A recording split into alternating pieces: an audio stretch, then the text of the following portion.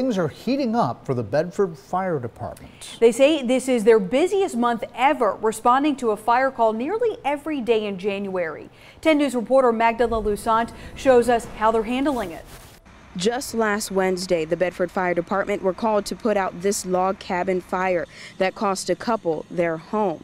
And just last night, a barn fire that killed several animals. These are two of more than a dozen fires the department has had to put out this year. And it's only January 23rd. It gets tiresome, but everybody here is dedicated to the cause, and we're here to help and do everything that we can. Firefighters say from the time they get the call, they are out the door in 2 to 3 minutes and on scene within 5 to 7 minutes if it's in town or the county. We still answer 100% of the calls that come out. We have yet to turn one over in 129 years, and we certainly don't ever want to see that happen. The department is being called out to close to 100 calls this month, all ranging from EMS emergencies to car crashes. They say this has been their busiest month ever.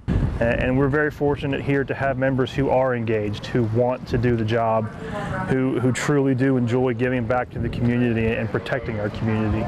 The Bedford Fire Department is made up of 44 volunteer firefighters and are close to reaching their cap of 50.